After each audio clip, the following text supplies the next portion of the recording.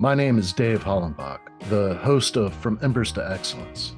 My goal is to explore the many facets of leadership from the perspectives of some amazing people. In addition to leadership, I like to discuss mental health, PTSD, and overcoming adversity. If you have a favorite episode, I would love to hear about it. Message me through social media or my website, and I will share some free tools to help you achieve your goals. Please like, subscribe, and leave a review.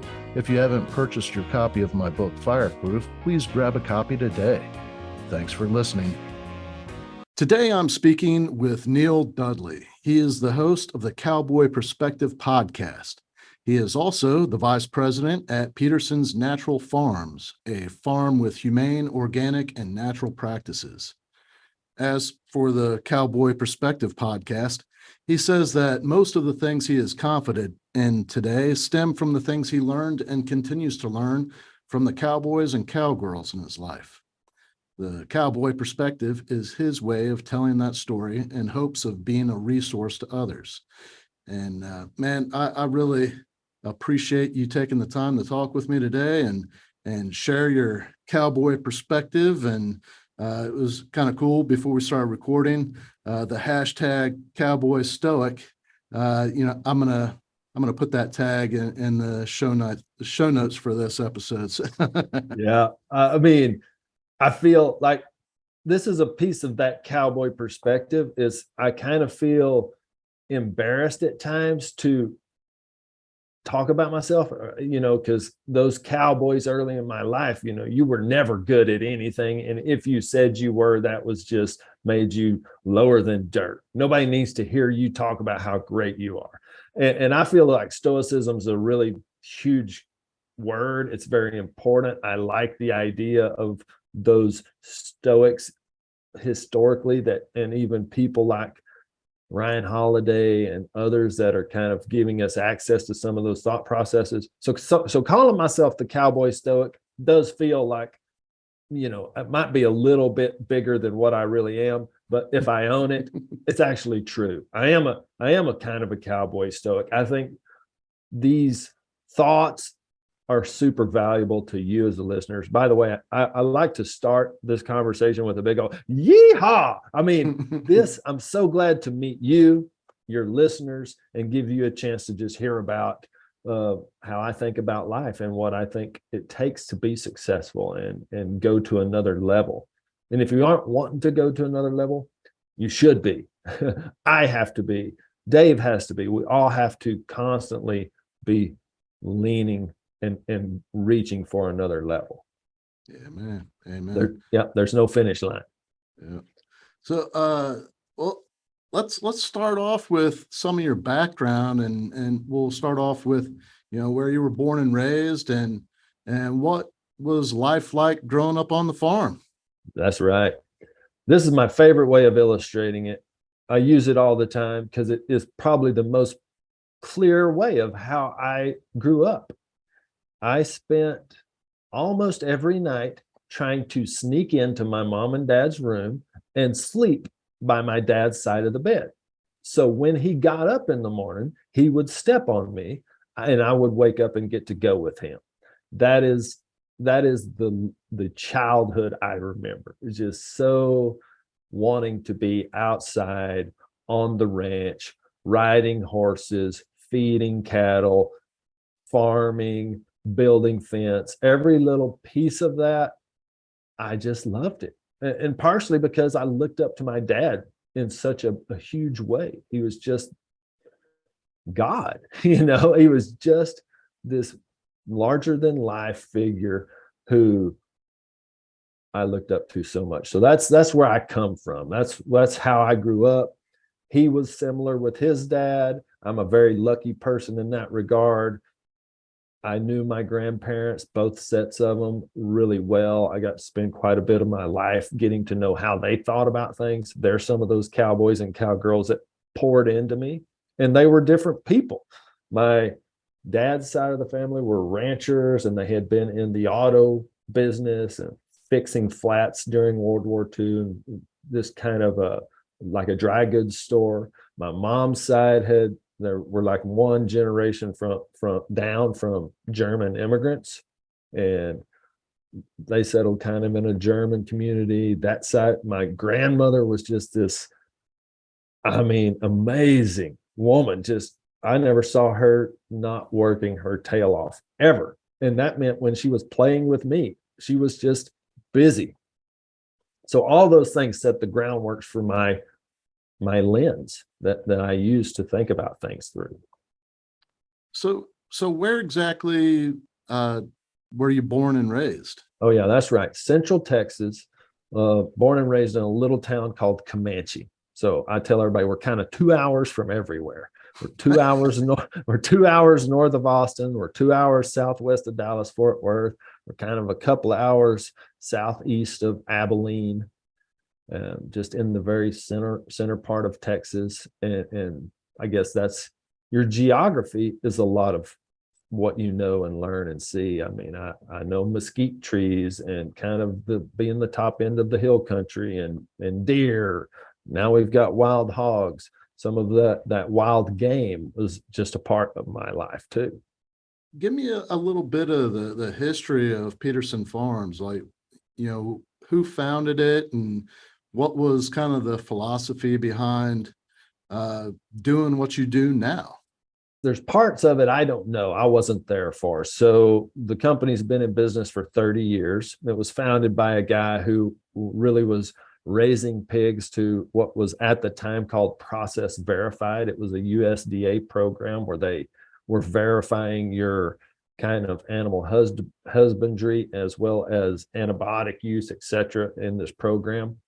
And it was a program that a retailer by the name of Whole Foods had interest in. So we early on started working with Whole Foods through that relationship. About 10 years after the founding of the company, my best friend since kindergarten came to work here and got promoted to president within the first year of his employment in the company, which is kind of a great story in itself. And I had been to graduate school. I just didn't know what I was doing. I was rodeoing full time and working on the ranch a little bit.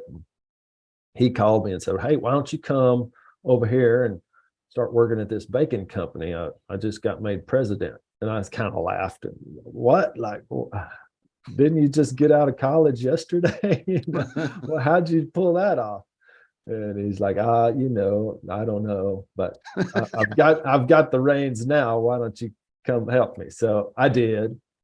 And he was smart in starting me within the quality QA, food safety part of the business. He said, "Okay, well, first day, you need to know what HACCP is, which stands for Hazard Analysis Critical Control Point." It was a system developed by NASA to make sure when we put astronauts into space that they didn't get sick. I mean, that's a bad scenario to have, really any kind of illness up there. Then they sent it down through the food business, and that's how we make sure our food's super safe, quality, and it's a thing most Americans take for granted. I think you go to a grocery store, you're getting safe, quality food. You don't even have to. It's not even a second thought. And that's not true everywhere.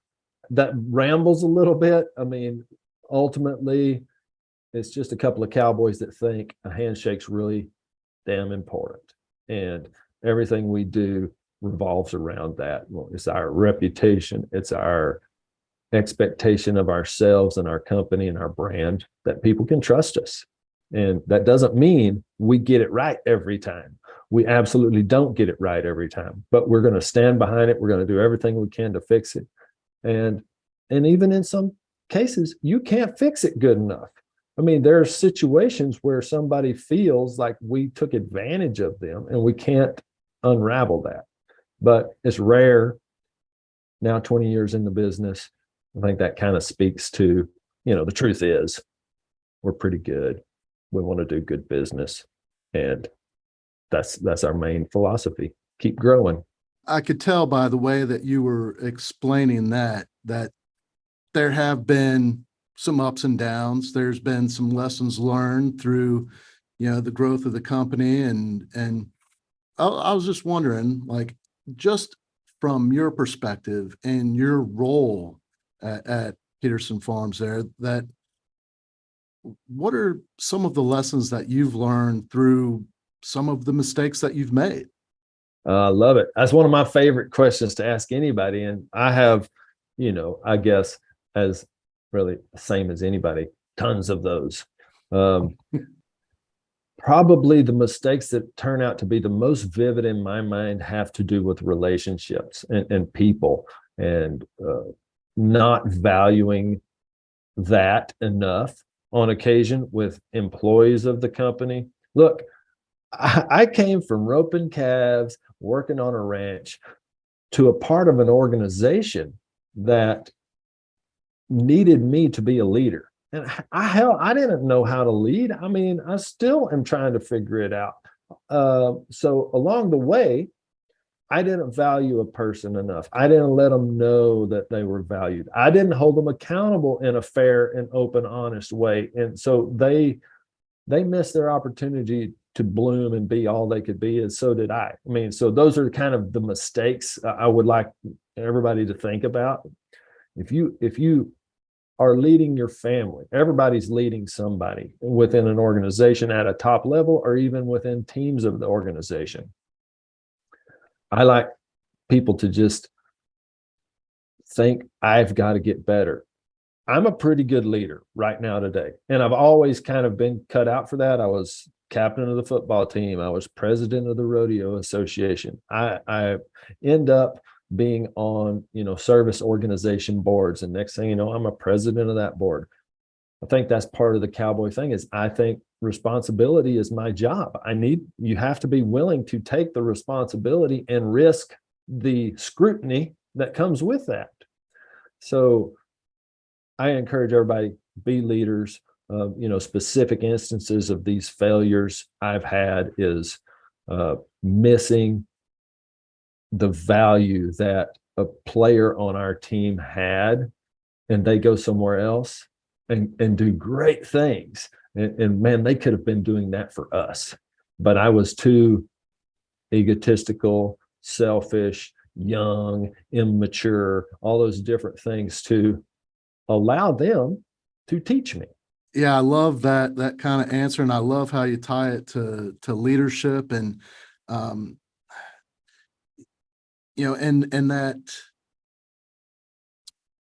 that ownership and that just being a part of who you are, that if not me, then who? I'm willing to step up and take responsibility. If nobody else is going to do it, I mean, it falls on me. I'm here. And yeah, I love that mindset. And it, to me, it is something that is learned, because you don't just come out of the womb thinking like that. But we're all selfish. I mean, we're all it's that human flaw, right? We just really it's almost impossible to think of others first. I still struggle with that. I will have scenarios in conversations with my wife and children where I'm more whining about they hurt my feelings than really trying to hear how I hurt theirs, and I think as the man, as the dad, there's nobody for me to cry to, and that's okay. I have to be mature enough and good enough to realize I can work through those things myself, or I can talk to a buddy maybe that, I don't think that we all have to suffer in silence if that's a thing. You got to have some of those good people in your life that you can lean on. And one of those for me is my dad. I really have that relationship with him. I was thinking also for listeners, like, you might be listening to all this and saying, yay, cool, that all sounds real fluffy and good, and I love it. But what is the implementation of that? Like, how do you actually, what is a thing I need to do? So this is what I'm going to tell you. When you feel angry, on edge, at odds with your team and the people in your organization, take a 30-minute break. Go back up and say, these people are actually good humans, and I'm having a big issue with them. Let me process that a little bit. I had to learn to do that because I was kind of I would make very bad decisions in the heat of the moment. Cody, he would tell me, I'm the more emotional out of the two of us. And we've been leading this company a while. And he's like, Neil, don't put an email out when you're emotional. You know it's going to be a very bad result. And that was right. I had to learn how to just back up. There's a million books out there that say, count to 6, count to 12, slow down, all those things. And that's my advice. Follow those rules. One of the things that you said made me think of something. I wrote about it in my book, and I can't take credit for it. I read it in some other book, and but it's a term called selfish altruism, right? So the idea is that you can think about it in terms of your family or your community or the team that you're working on, whatever little space, connection relationships that you want to think about. But selfish altruism is the idea that you'll work as hard as possible to add value to yourself for the purpose of adding value to those people that you care most about, to your family, to your children, to your community, to the team that you work on. And you're leading by example. And when those people start applying that same effort to add value to the team, what happens is amazing. And you benefit from it. As the leader of the team or just a member of the team, you benefit immensely from it. But you really do have to have that mindset that it's for them, not you. Because if it's selfish, it's never going to work. It's never going to turn out the way you intend. It's not genuine. People will sniff out that I can't come up with the word. Somebody that's not just genuine about what they're trying to put across. I think, at least in my experience, people sniff that out really fast. It ties to servant leadership.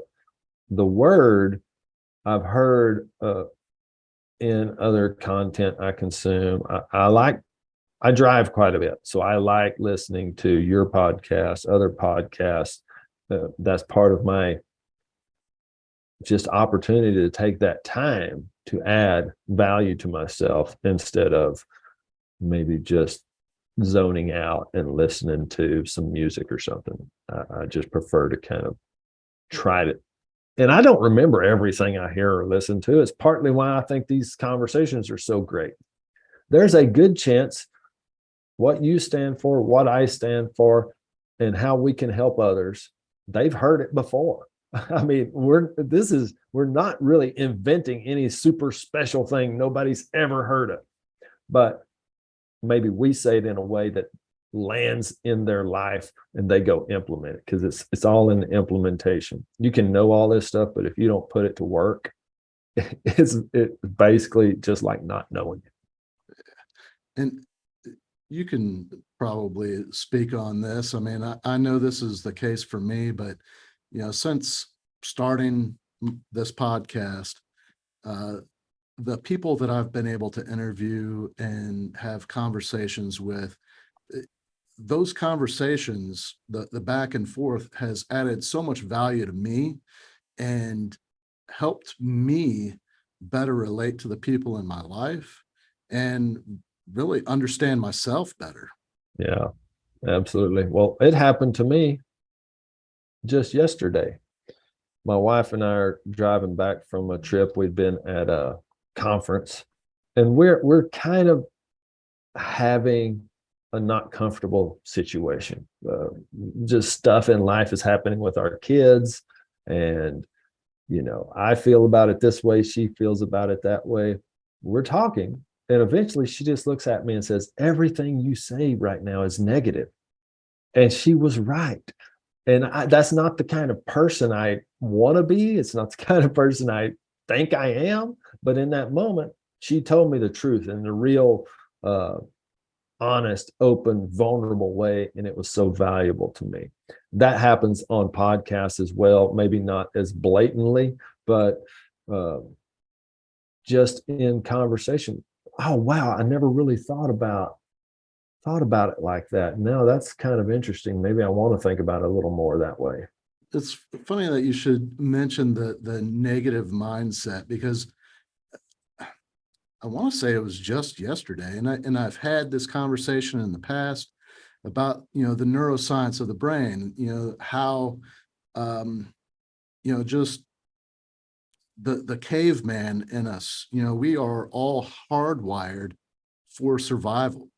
And the caveman that survived was the one that was critical of everything. Yeah, that looks like some pretty tasty fruit, but I bet you there's a saber-toothed tiger back there, and Yeah. it's like the party pooper, but that guy survived, and the guy that went over there and grabbed the fruit got ate by a saber-tooth. Right. So just through, the survival of the fittest, or, the most negative, we're kind of, we will unfortunately think about the negative 4 times more than we think about the positive.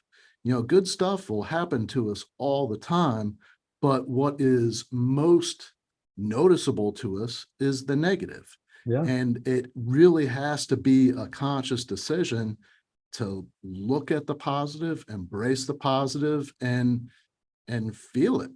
I mean, it really is a conscious decision, I mean, Yeah. And it takes practice. You can't just say one day, I'm going to start acting like that. I've been doing that for a good long while, and I'm still messing up. Yeah. Yeah. I was going to say, you can even see it in this conversation. We focused on failures to illustrate things we've learned. And oh boy, I can think of those easy. But if you'd have said, tell me some of the big wins you've done and how you got there, I would have needed some prep to answer that question, because I'd have been, I don't know. So it's just cool to give that truth its space and understand it. Like, okay, cool. This is going to be pretty much my default way of acting. And that's not really how I want to be. It's not the focus I want to have in my life. I want to think about, man, the possibilities are endless. I'm not even close to thinking as big as it could be. And I think that's an important thing to focus on right now, is that the reason that we have these conversations about, the lessons we've learned from failures is because there's a lot of people out there that, we're all hardwired to focus on that. And when we can talk about the lessons learned, because we're looking back on stuff, and you can go, okay, well, if not for that mistake, I would not be here today. This is how that whole thing played out. And to have that knowledge and to share it with somebody that's in a dark place right now could be all the difference in the world to them. Yeah. And so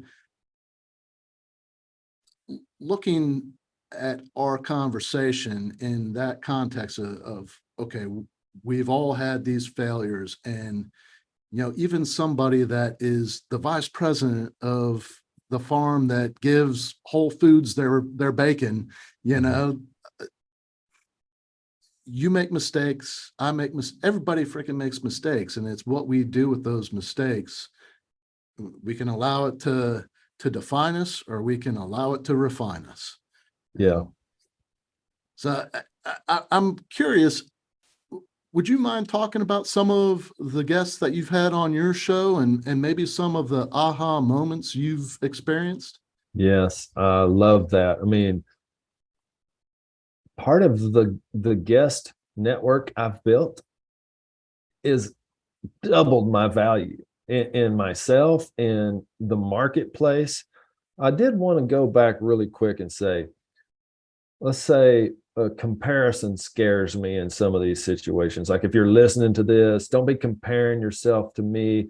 or Pederson's are my success here, because you could do way bigger. Or maybe you're not there yet. It's not how you need to value yourself. I mean, I've been a part of approaching $1 billion of sales in my lifetime. So, I mean, I know how to make that happen. I know how money works. I know how to scale.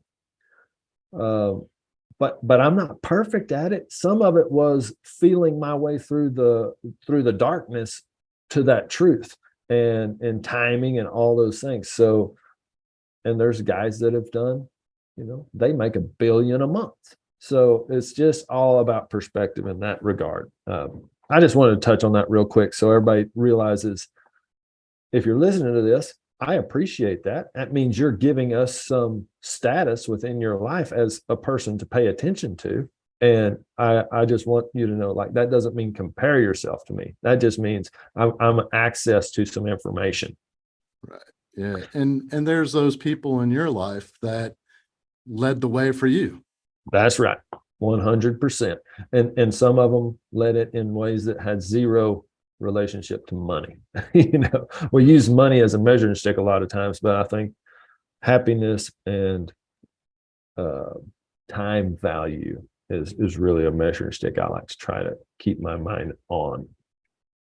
Okay, so just a few examples of people that have been on the Cowboy Perspective that have been really fun, kind of big fish that your audience may or may not have heard of. A guy named Randy Bernard. He was the CEO of the Professional Bull Riders Association. He's kind of a cowboy guy. He's now managing Garth Brooks. So if you follow him on social media, you'll see he's in the suites at these stadiums that Garth is playing to, looks like millions of people in Ireland.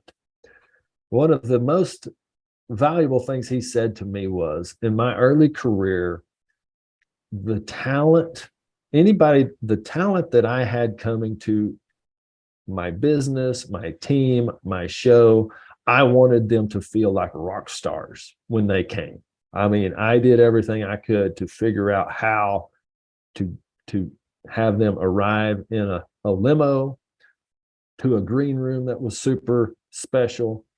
And that's something I play in my life, in my career, to my advantage. It's good. I like when somebody visits our company, I try to think about it like, I want them to walk away from here and go tell their friends, like, holy crap, this little podunk company in Hamilton just put me up in a way I've never been treated before. So there you go. Randy Bernard, go listen to that one.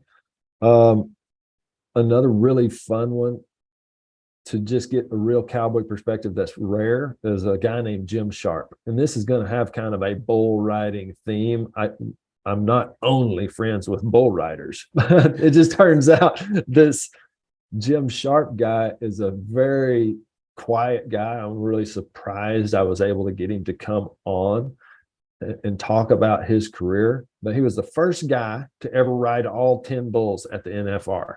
He's had a storied career. Most of the high performers in that industry will tell you he was the best, although you really don't see him that much in the conversation when everybody's talking about the greats.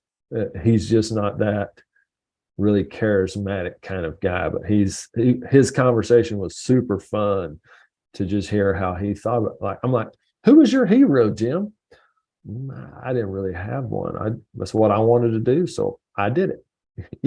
That's crazy to me because I have such a strong relationship with those heroes in my life, and so it was really cool to just hear him say, "No, I wasn't looking at anybody else. I wanted to do it, so I did it." That's freaking cool, man. Yeah, there's this story about him. He's at the pinnacle of the rodeo world, the national finals rodeos. It's like the Super Bowl of rodeo. He's setting this record. He's riding these bulls, winning, just beating everybody kind of easily. And it's now the 10th round. He's about to go potentially set this record of the first person to ever ride all 10. And his buddy starts looking for him because it's getting close to time for him to get on. And he finds him in the dressing room eating a hot dog. Just like, you can't pressure this guy up at all. I mean, he just doesn't feel the pressure, or it makes you think he doesn't, the way he acts. Where do you think that comes from? Were you able to glean anything? I think it comes from that he was doing what he wanted with his life, and it didn't matter. It didn't matter if he set some record or not. He was satisfied. He was happy with whatever outcome came. And that's what I think, if we can get to in business, in our own lives, in whatever you do, competitive diving, skateboarding, building $1 billion business, any of those things, if you can get to that Jim Sharp attitude, that is, this has been a great life. I'm going to slide in high-fiving Jesus with a ball of dust behind me, and man, that was a ride. Then all those other things just fade away. Yeah, they'll be cool. You'll be recognized. It gives you audience. Like if you do some certain things, you get audience, and audience is valuable. It helps you spread the word or even monetize all those things. But it's not what it's all about. What it's all about is, man, I mean, I'm even getting chill bumps talking about this right now, because this is what it's all about to me, this time together with you, with your audience. If I die in the next 2 seconds, which I might, we all have to realize you don't know when that day's coming. And I'm happy. I'm happy with what I've done in my life. If you can't feel that way, change something. It's totally possible for you to change. I want to say I read it on your podcast website,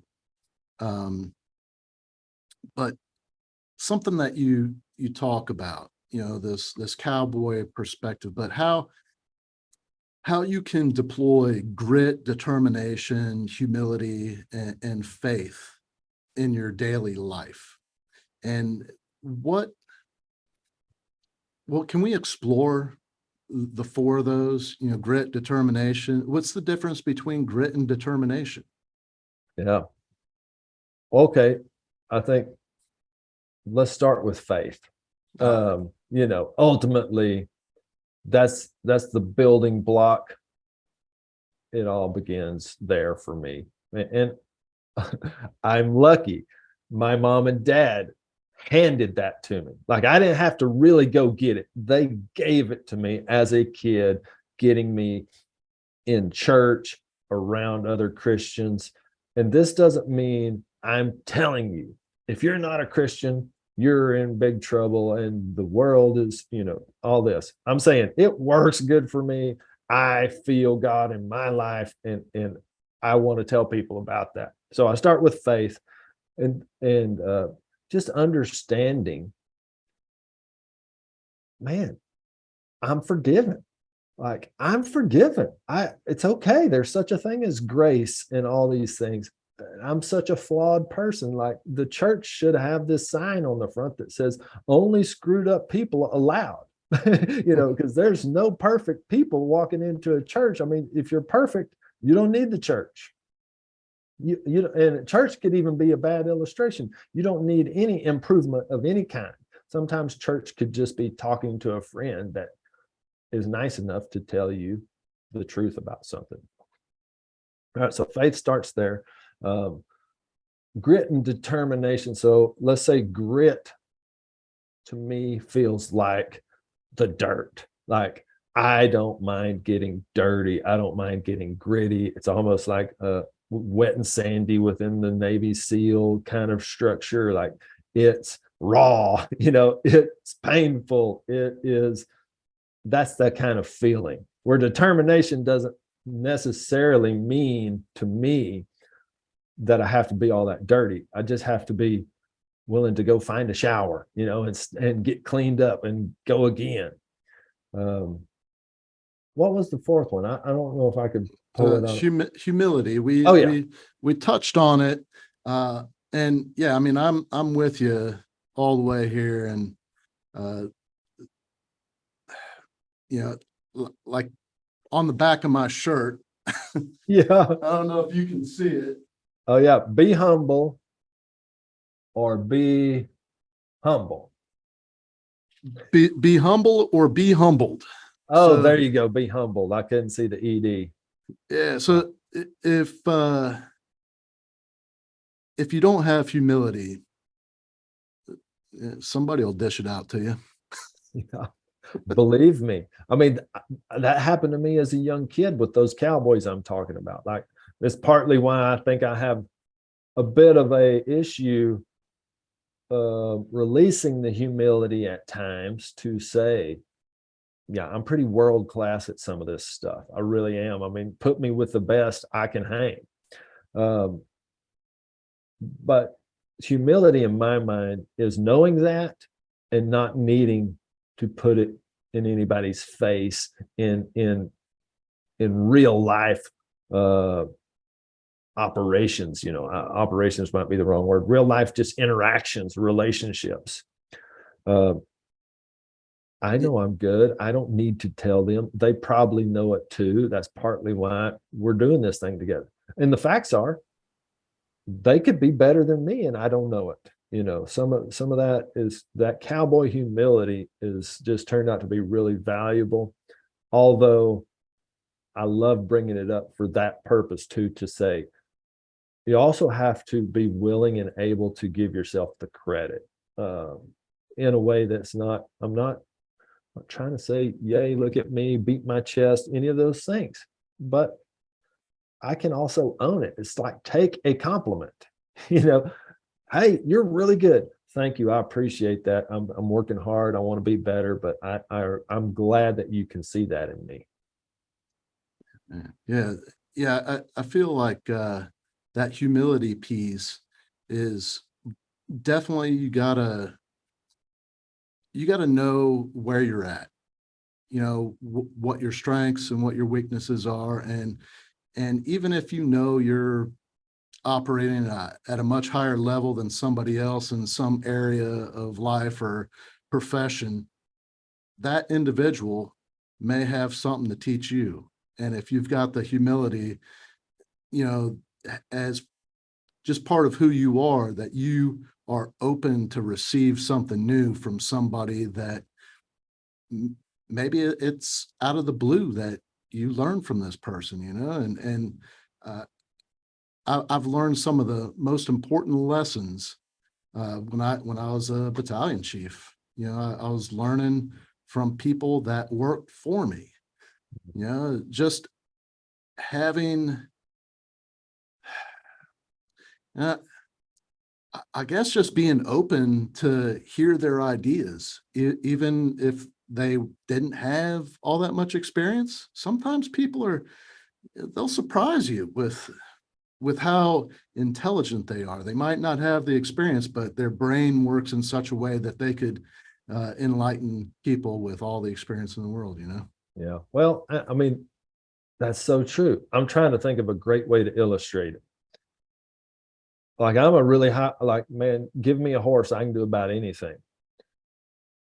Which I could probably kick Jay-Z's ass at horseback riding, but he kicks mine at writing songs and being, and rapping and those kind of things.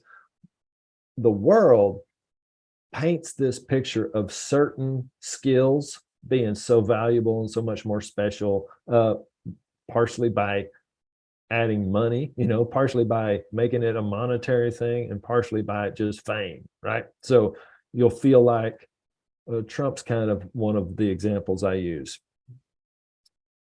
If you listen to him, he knows everything about everything. And that just immediately, although I like him for certain things, it discredits him in my mind the second he starts pontificating about how he knows everything and he did it. Nobody did anything by themselves. I've not done any of what I've done by myself. So that immediately just makes me think, well, I think that guy doesn't know much. Yeah.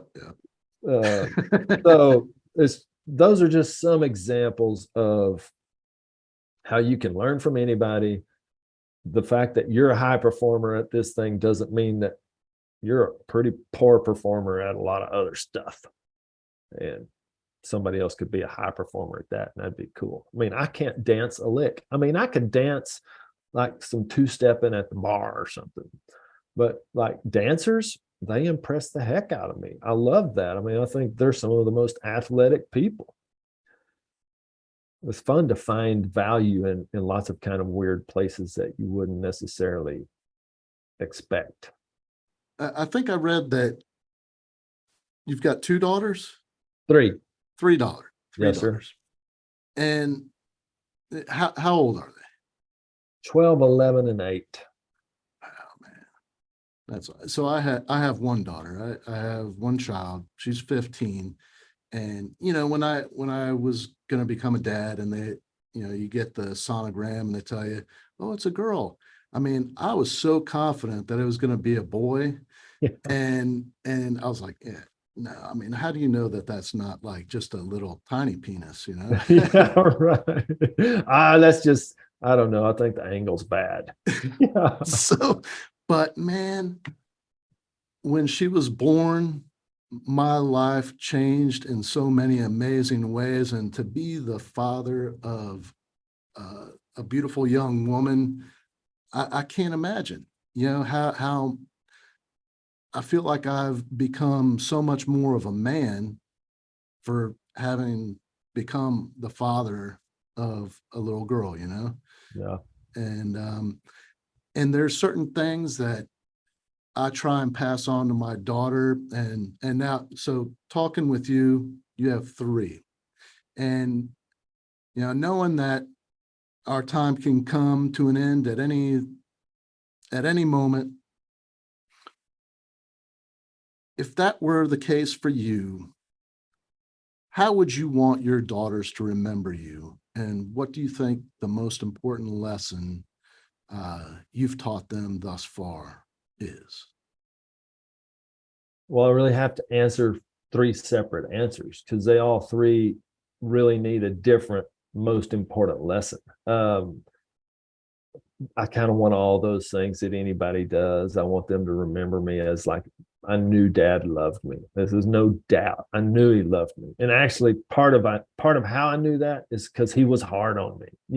I didn't just get whatever I wanted with Dad. It's part of the reason I do the podcast. If I poof away any minute, there's some great content for my girls to listen back to and think, oh, that's how Dad thought about it. Okay, cool. That can help me live the kind of life I want to live. 2 of my daughters are saved. They've been baptized. So there's one big truth that they know I valued and got them in and gave them that foundation that my parents gave them.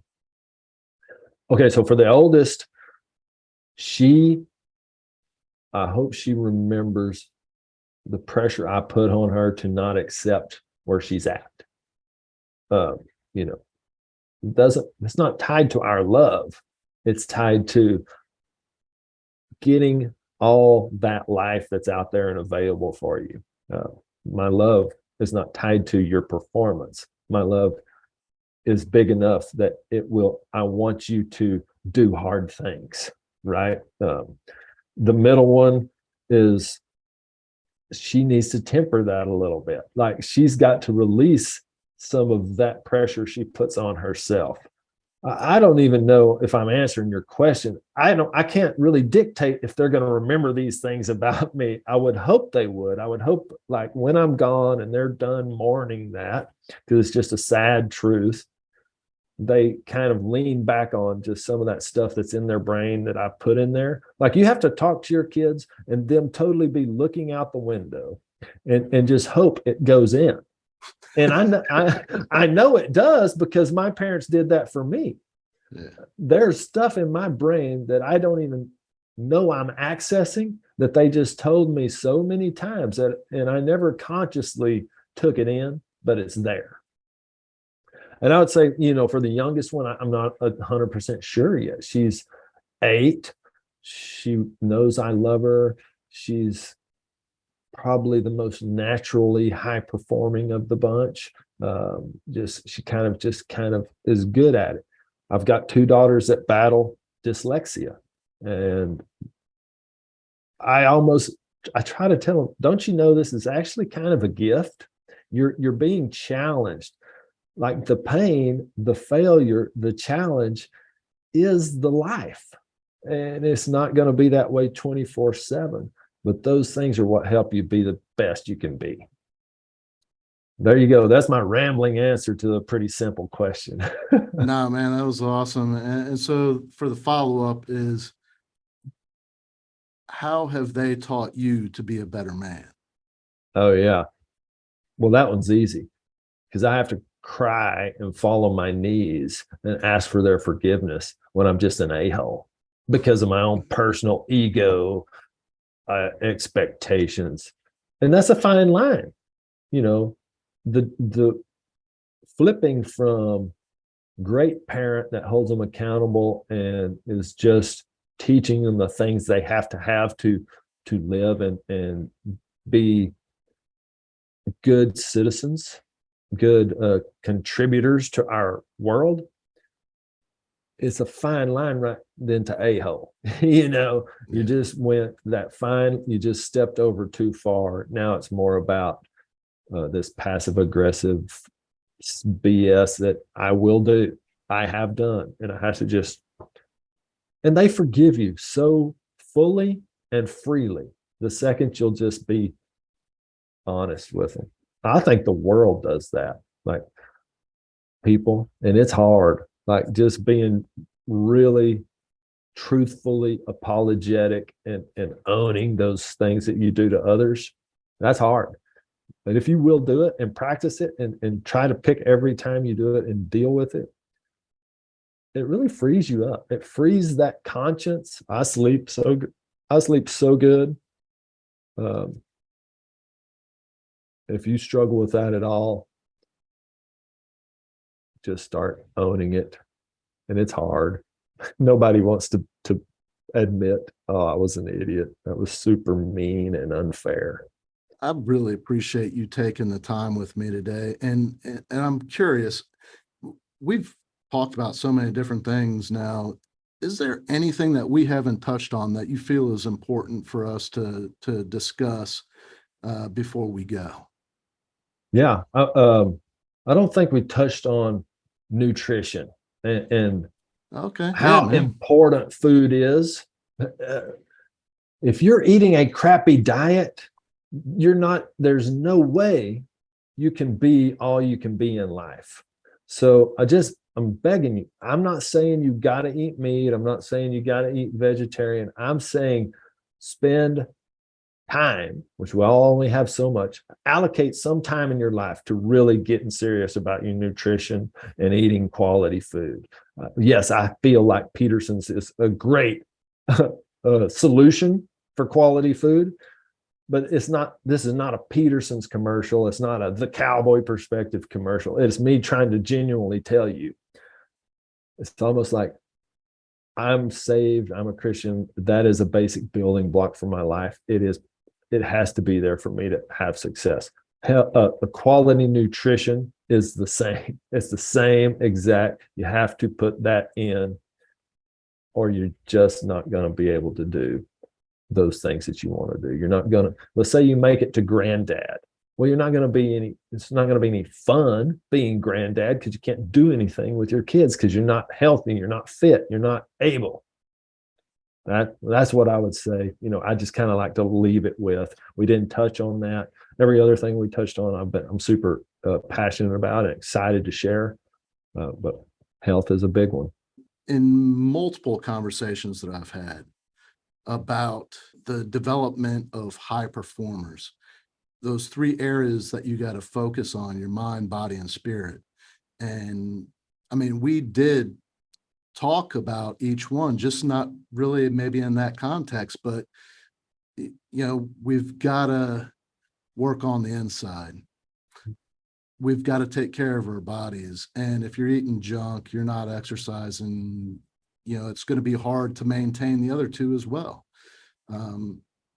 So Man, I really appreciate you taking the time with me and sharing so much. And for those listening that want to tune into your podcast or maybe learn more about Pederson Farms, what's the best way to connect with you? And I know that there's a couple of websites, but also you're on Instagram a lot as well.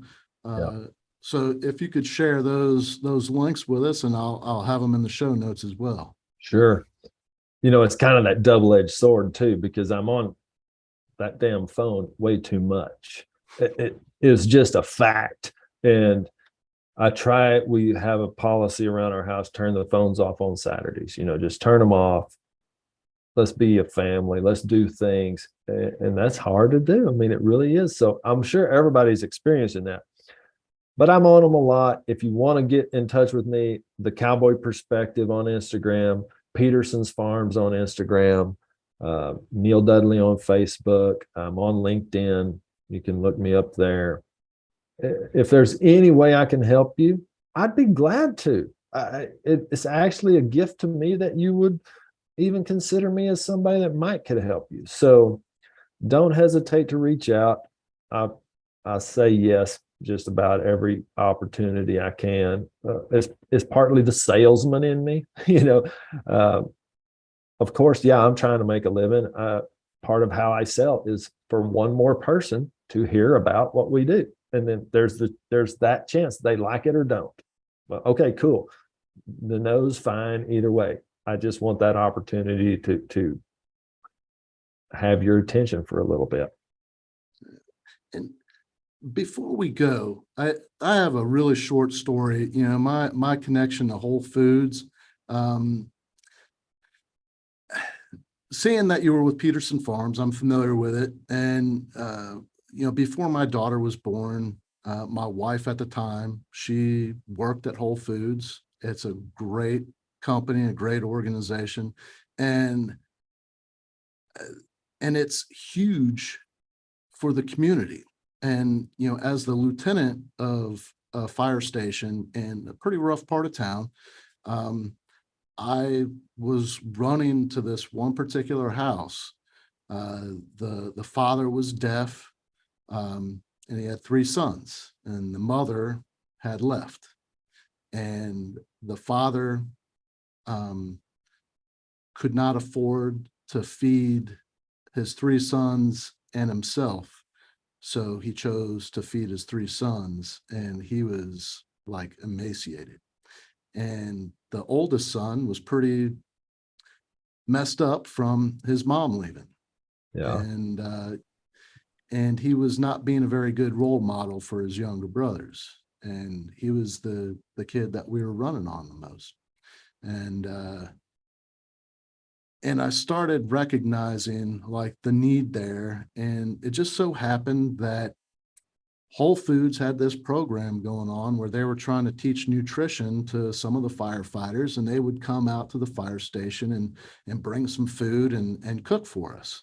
And I was talking to this woman that was responsible for that program, and I was like, hey, is there any way that Whole Foods would be interested in sponsoring, a Thanksgiving meal for this family?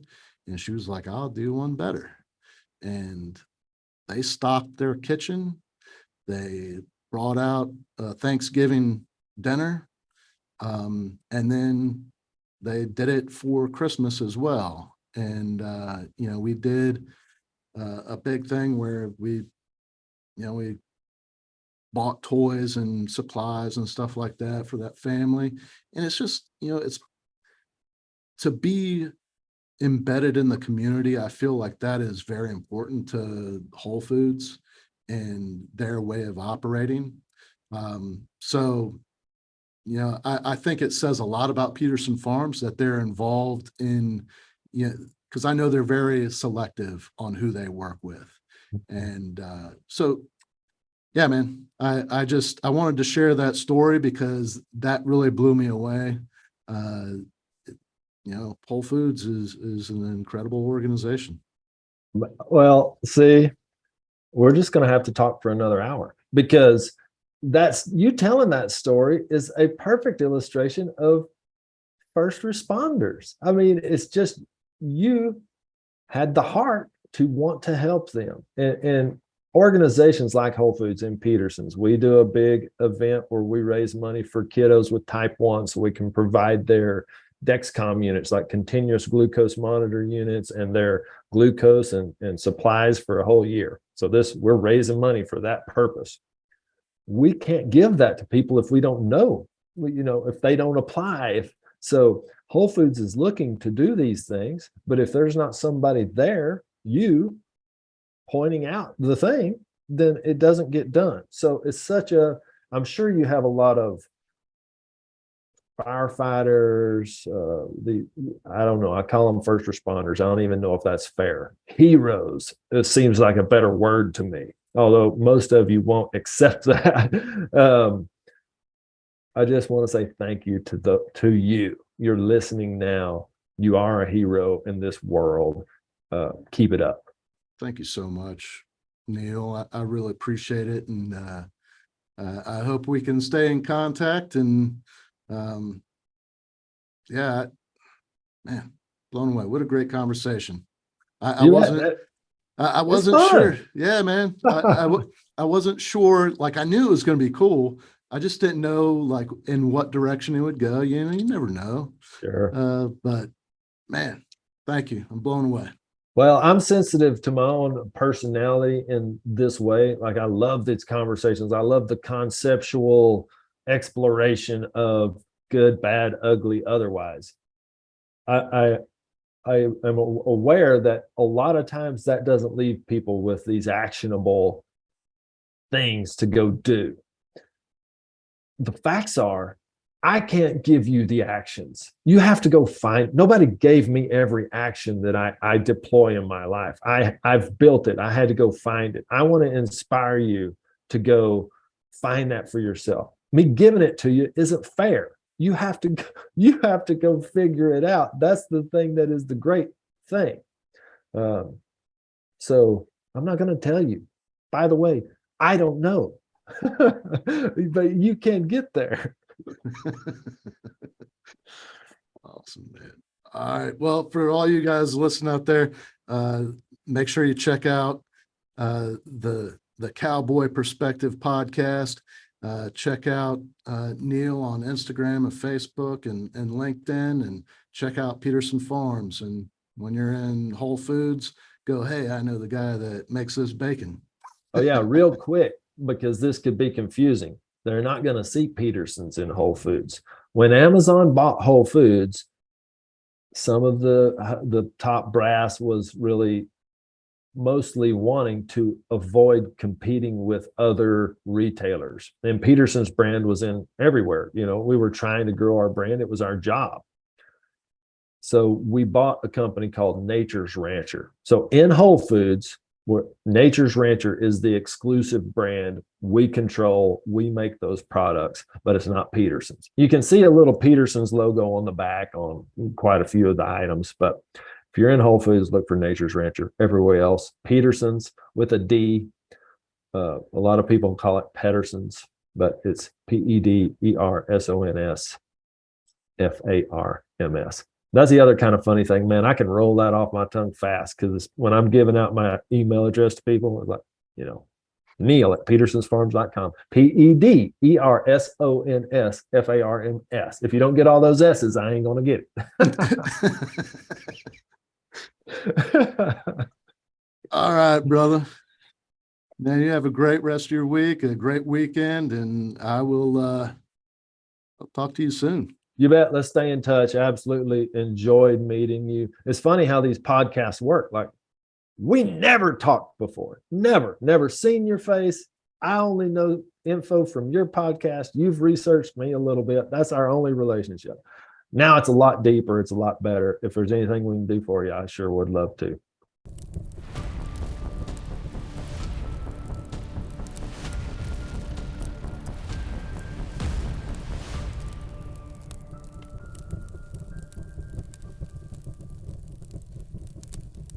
Thank you for listening to this episode of From Embers to Excellence. Please visit hollenbachleadership.com for additional content, and don't forget to like, subscribe, and leave a review.